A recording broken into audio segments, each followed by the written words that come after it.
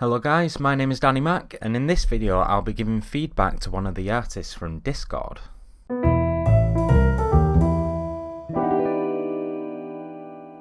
Okay, so before we jump into it, if you want to get involved with the feedback videos, you'll need to jump over to my Discord, so I'll leave a link in the description and you can follow the instructions from there. Okay, so this is the submission by Drill Bozo.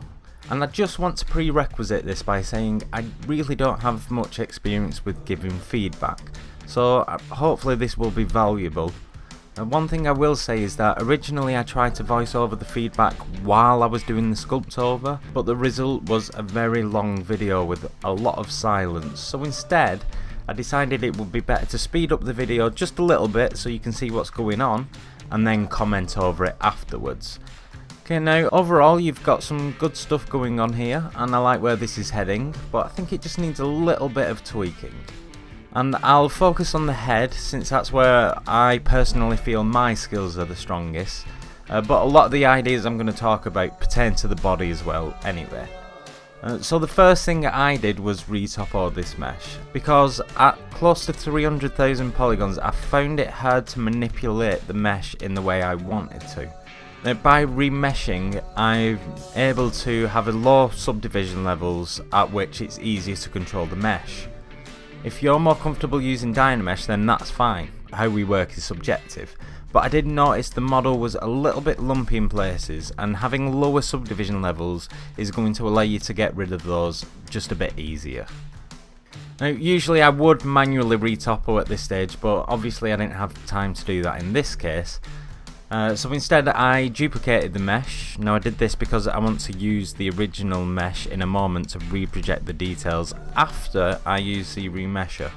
So I used the remesher and I got it to around 20,000 polygons. I had adapt turned on, which is something you're going to want to do. And adapt is very likely to push the polygons beyond the target number that you set, so be wary of that. And you probably don't want to go beyond 20,000 polygons, and that's roughly where I am at this point. Once you've got your lower poly version, what you want to do is subdivide the model and project the details of the old model back on.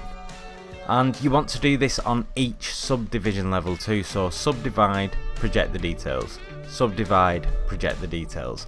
And this just makes sure that you're projecting all the finer details properly, since the subdivided model has a tendency to shrink.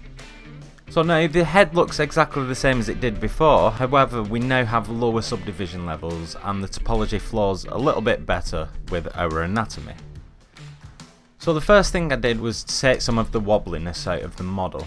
For example, the eyelids should create a nice clean line around the eye, and now using the low subdivision levels this is relatively easy to achieve.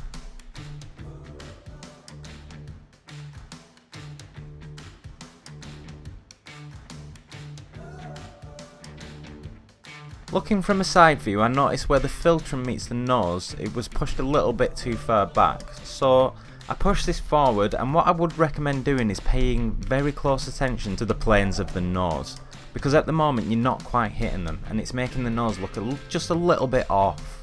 The planes of the nose can be really tricky, I struggle with them all the time, but persevere and the results will be worth it. Another thing that's really important, and I imagine I'll be saying this a lot, is check your model from above and below. Try to find some references that show whatever you're working on from above and below, because I feel like this very important thing gets neglected far too often. And I guess this is maybe because 2D artists rarely need to draw the facial features from such extreme angles, but you really do need to do so in 3D.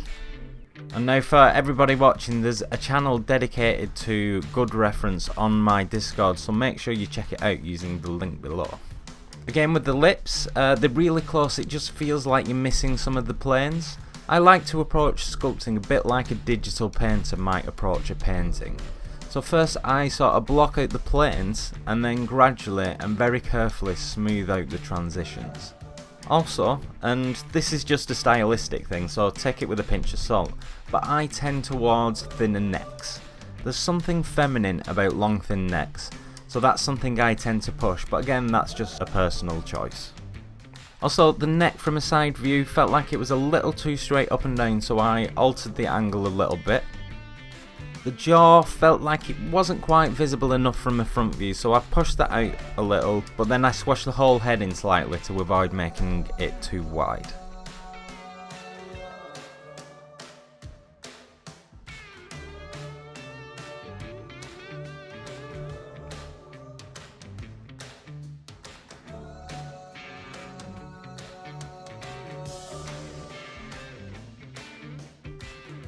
So I just checked the progress at this point, and I didn't want to pull it too far away from the original. Maybe I should have asked if you were working from a concept, since obviously that would have helped. I told you I was a noob at feedback, but hopefully you're getting some use from this.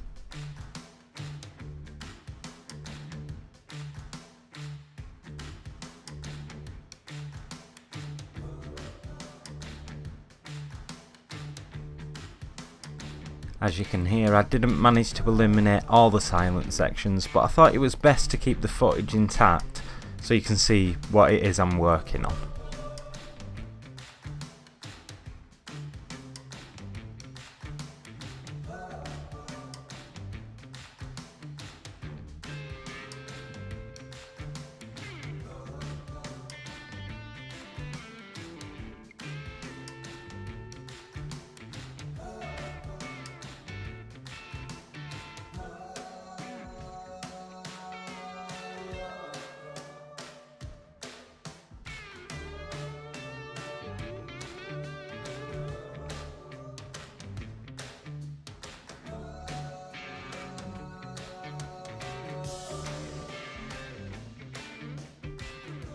Sometimes I switch over to Skin Shade 4 since it helps me to get a really quick different read on the mesh. You can switch to any other material really. I also regularly jump to Flat Shade to get a better read on the silhouette. Usually I spend most of my time on basic material though. Just running through the undo history.